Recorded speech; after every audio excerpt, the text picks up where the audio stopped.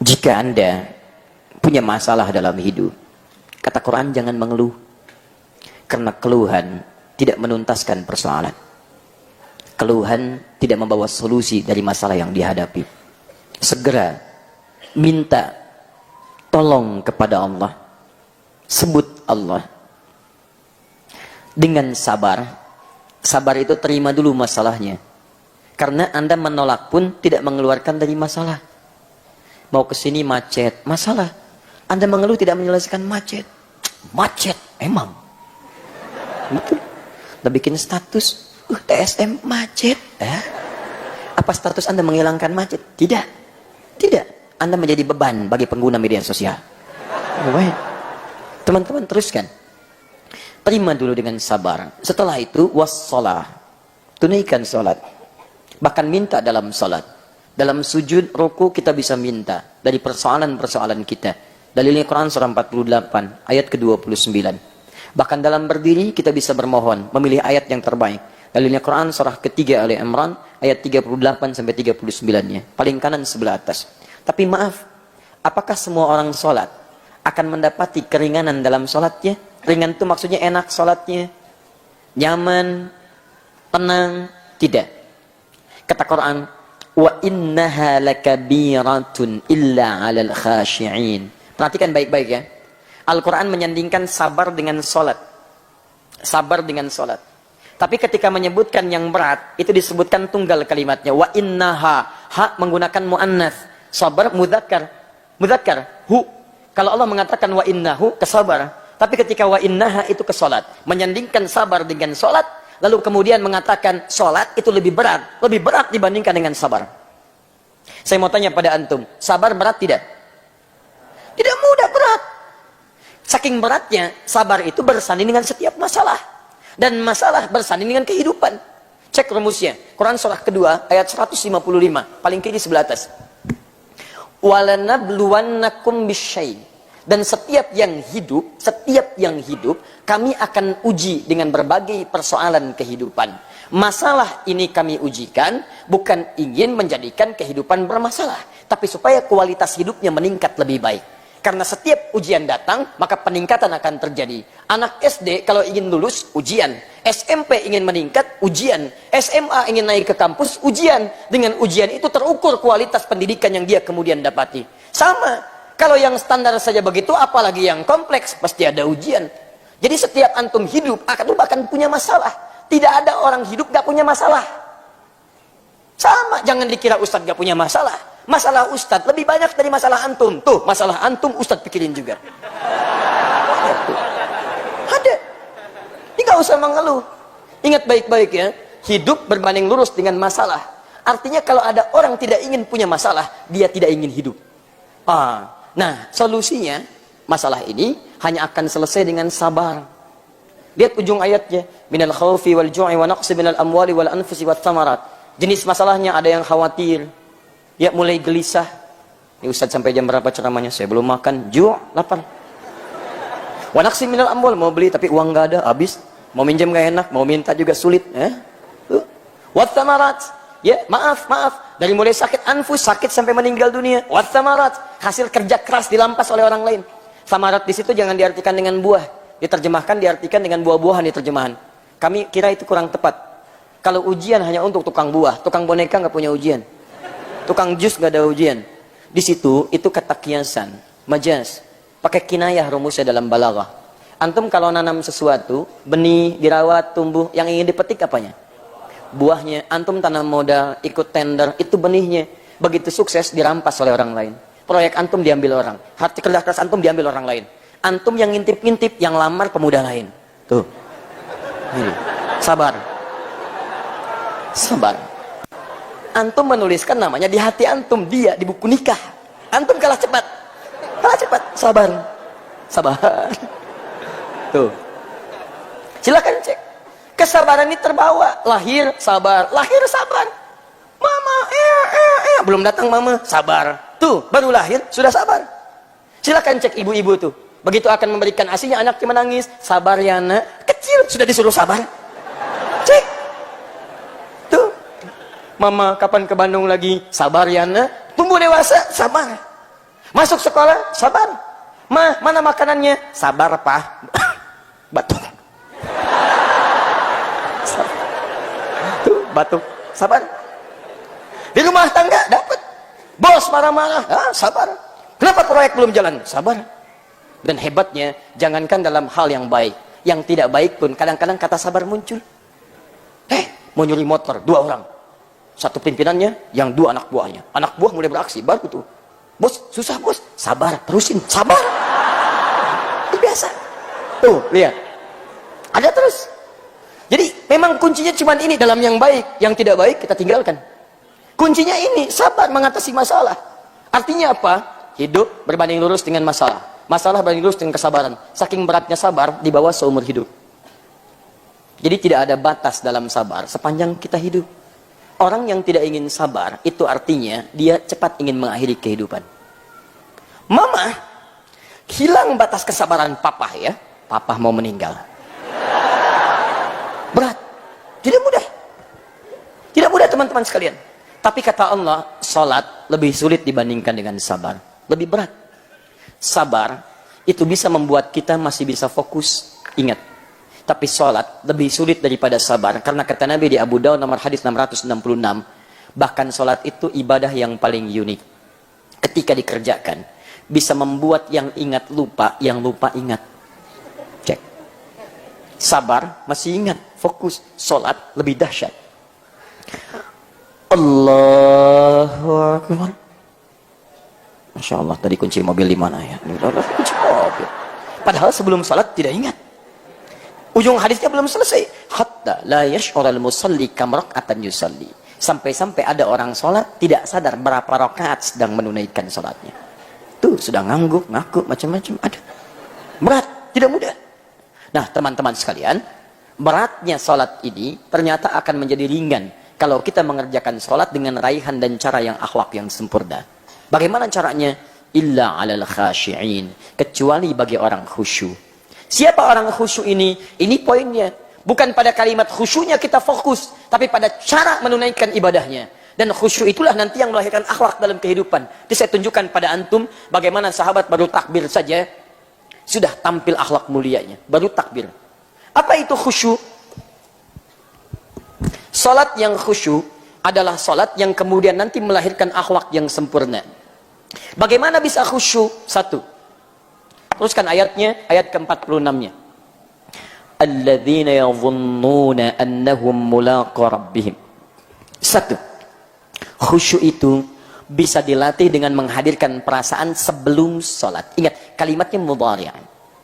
Mudhari' itu artinya akan, sedang, atau nanti. Jadi kalau kita artikan ini, orang sholat yang sholatnya bagus, yang melatih ibadah untuk khusyuk itu, maka akan terlihat persiapannya sholat. Sebelum sholat, dia sudah punya persiapan. Apa persiapannya? Dia merasa mempersiapkan diri akan menghadap kepada Rabbnya. Yadhunnuna annahum mulaqu rabbihim. Dia sadar, saya sholat akan menghadap Allah. Ya. Sekarang hari Sabtu malam Ahad. Besok hari Ahad.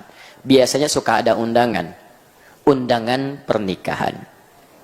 Pernikahan itu jarang ada yang menikah ngundang sehari 5 kali. Jarang.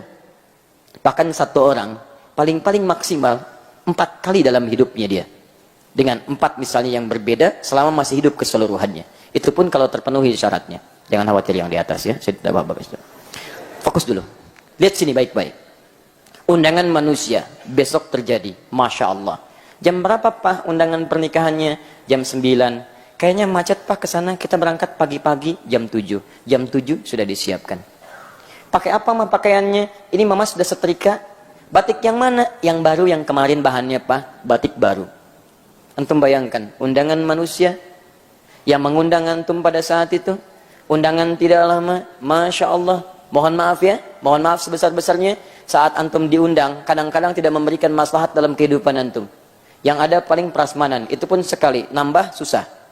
Cek, silakan cek, datang. Tapi persiapan Anda direncanakan sebelumnya. Tanggalnya mulai dicari-cari, mulai dibulati di kalendernya. Yang paling hebat pakaian disiapkan, jahit dulu, sepatunya baru dan sebagainya. Dan berangkat dengan penuh kedamaian, tentram, undangan manusia. Yang saat antum diundang, bukan aib, bukan. Ini hanya ilustrasi saja. Kadang-kadang tidak memberikan solusi untuk Anda. Tidak memberikan kebutuhan untuk Anda. Salah belum tentu termaafkan, dosa belum tentu terampuni, dan sebagainya. Sekarang bandingkan, ketika Anda diundang oleh Allah Subhanahu wa Ta'ala, yang menciptakan Anda, yang memaafkan kesalahan Anda, yang mengampuni dosa Anda, yang memberikan segala kebutuhan Anda, yang menyembuhkan penyakit Anda, yang memberikan ketenangan dalam jiwa Anda, yang memberikan kedamaian dalam setiap titian langkah Anda. Kenapa persiapan Anda begitu berbeda?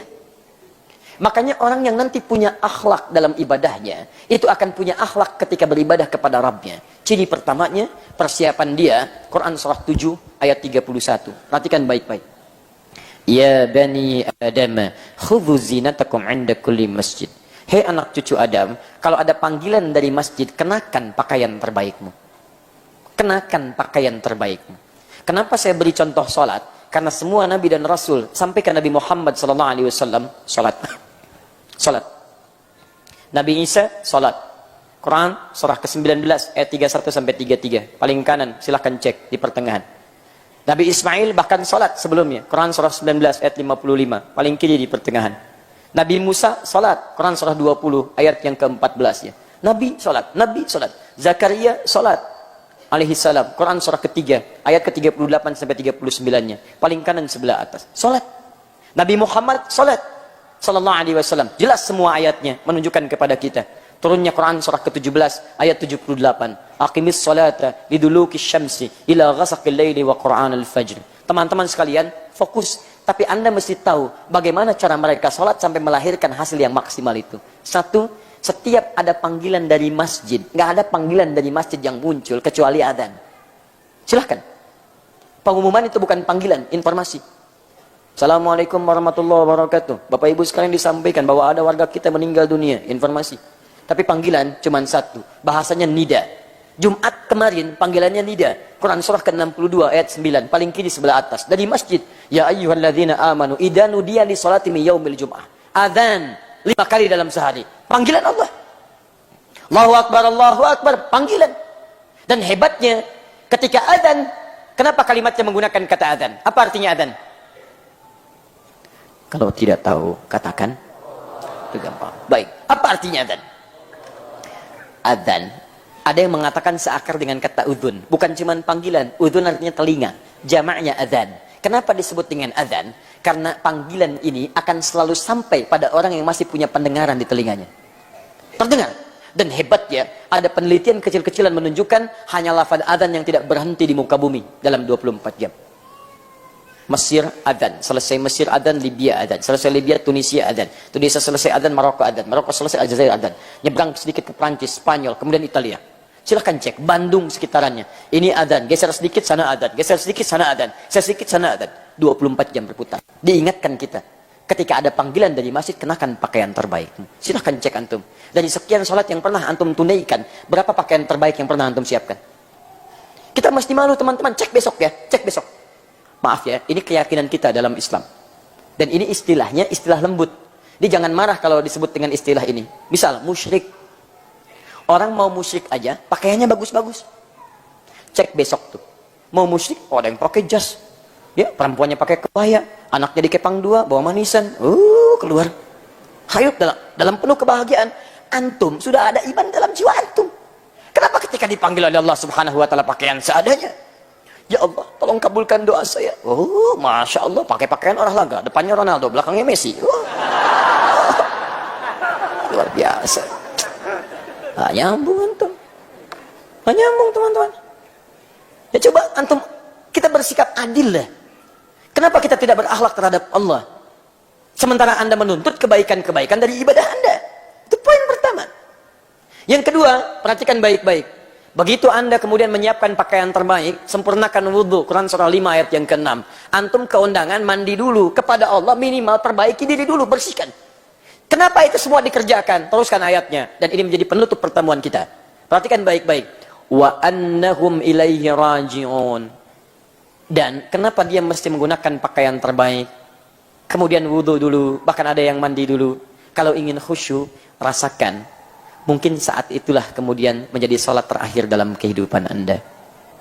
Ini sudah semakin malam. Kalau kita mendengar kalimat raji'un, raji'un, raji'un, apa artinya? Inna lillahi wa inna ilaihi raji'un. Sholat bersanding dengan sabar. Dua-duanya bersanding dengan kalimat raji'un. Quran surah kedua ayat 156. Orang sabar kaitannya dengan raji'un. Alladzina idza asabatuhum musibah qalu inna lillahi wa inna ilaihi raji'un. Teman-teman sekalian, kenapa antum kenakan pakaian terbaik? Wudu dengan baik. Kalau antum ingin khusyuk kata Allah, coba rasakan, barangkali itu sholat terakhir antum. Tidak ada yang paling indah kecuali diwafatkan dalam keadaan sujud. Indah. Masya Allah. Hidup, sholat, taubat. Bukankah saat wudu kita taubat dulu? Silahkan cek. Antum kalau selesai wudu, doanya apa? Asyhadu an la ilaha illallah, asyhadu anna Muhammadar Rasulullah. Kemudian Allahumma ja'alni minat tawwabin. Coba kadang-kadang antum renungkan tuh, dibaca tiap hari, coba paham gak artinya? Ya Allah, setelah syahadat, mohon jadikan aku orang tobat. Allahumma ja'alni minat tawwabin. Anda baru wudu kok doanya doa tobat.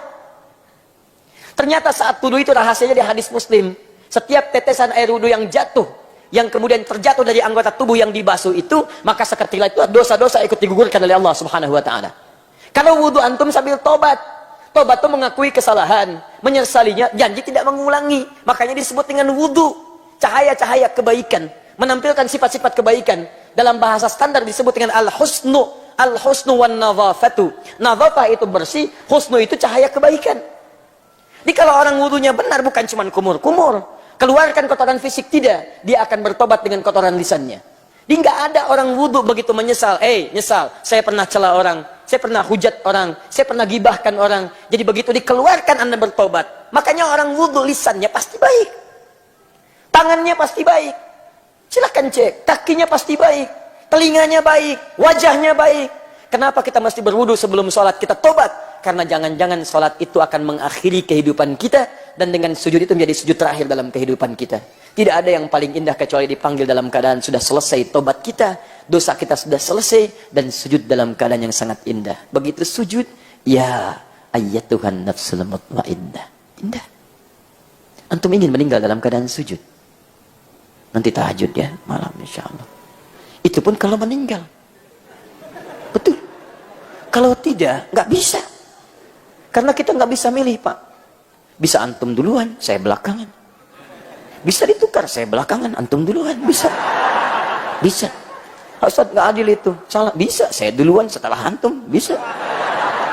Semua bisa terjadi. Bisa.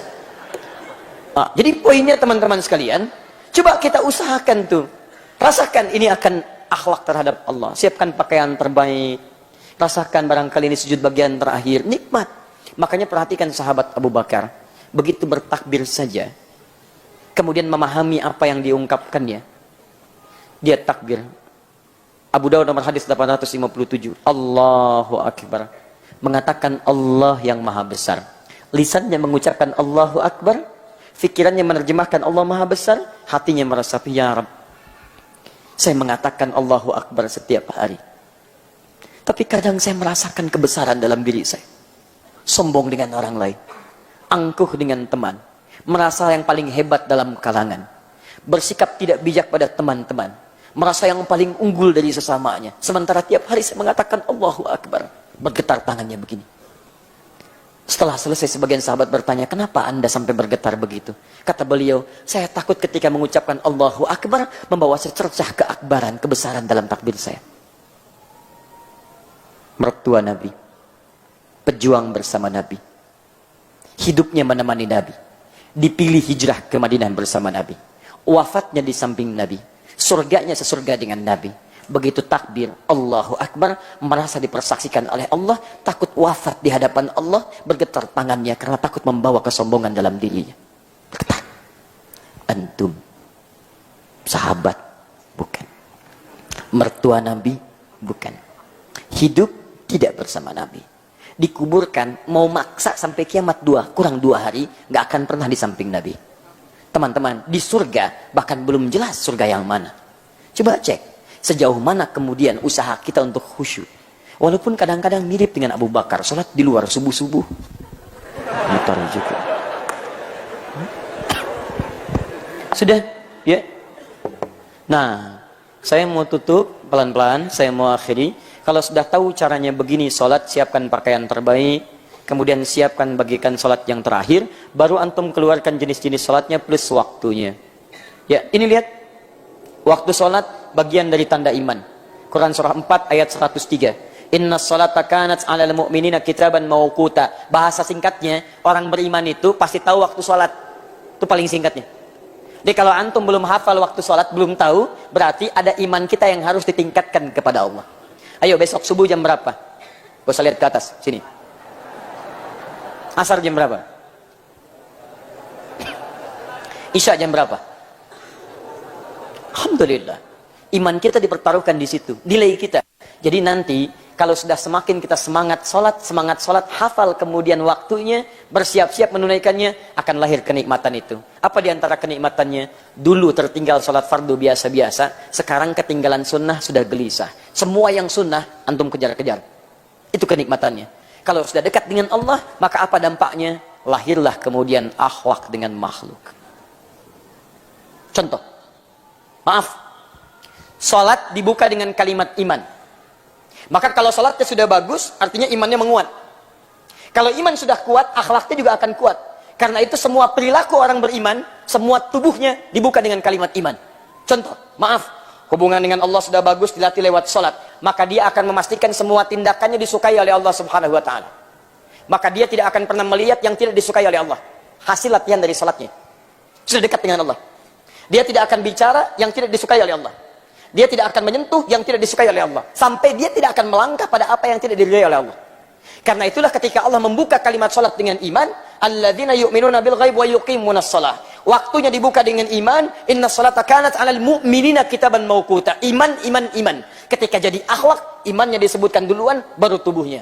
Mata. Quran surah ke-24 ayat 30 untuk laki-laki, 31 untuk perempuan. Qul lil mu'minina yaghuddu min absarihim. Katakan pada pria-pria beriman, matanya hanya boleh lihat yang baik-baik. Orang salat, maka matanya tidak akan dipaksa melihat maksiat. Mustahil. Perempuan begitu, ayat 31-nya. Wa qul lil mu'minati yaghuddna min absarihinna. Katakan pada perempuan-perempuan beriman, matanya pun palingkan dari yang tidak baik. Karena Anda merasa dekat dengan Allah, maka Allah tidak akan ridha mata Anda diarahkan pada yang Allah tidak sukai. Maka Allah bimbing mata Anda melihat yang baik-baik saja. Mulai berpindah. Pak, televisi sudah nggak bagus, Pak. Ganti channel. Bisa berubah. Bisa berubah. Begitu jalan, tadinya semua dilihat, sekarang tidak. Papa, hati-hati, itu nggak boleh dilihat. Iya, mah. Alhamdulillah. Masya Allah. Yang tadi berkah mah sekali lihat. Maaf. Masya Allah. Sudah Pak, cukup, jangan bercanda. Ya mah insya Allah. Besok kesini lagi ya. Masya Allah. Nawar. Quran. Bertahap lagi. Mulut, iman dulu. Quran surah 49 ayat 11 sampai 12. Ya ayyuhalladzina amanu iman. La yaskhar qaumin min qaum. Jangan saling cela. Jangan saling cela. Awas, jangan-jangan yang dicela kata Quran lebih baik daripada yang mencela. Tuh, antum tuh. Lihat baik-baik. Katanya sholatnya rajin. Katanya ikut sunnah, katanya ikut Quran. Lisan antum mencela, iman antum dipertaruhkan di situ. Antum gak ada akhlak dalam pandangan Allah Subhanahu wa taala. Cek. Ya ayyuhalladzina amanu la yaghtab ba'dukum ba'd. Jangan saling bergibah. Jangan bergibah, jangan bicarakan keburukan orang. Ada keburukan kita doakan supaya berubah. Dorong dengan baik, dakwahi dengan lembut. Alhamdulillah, baik lisannya. Tangan, wailul lil mutaffifin, celaka tangan orang yang curang. Orang yang sholat mustahil tangannya maksiat. Antum di kantor berapa kali tanda tangan proyek yang tidak jelas? Berapa kali menggunakan tangan antum untuk hal yang tidak pantas? Coba lihat. Masuk kantor, Pak. Tanda tangan Pak. Apa ini? Uang kedatangan. Oh, kedatangan. Datang aja pakai uang. Berapa? 5 juta Pak. Maaf. Tangan tahiyat. Tidak akan pernah dipakai maksiat. Tarik. Masya Allah. Pak, 500 juta Pak. Saya istikharah dulu ya.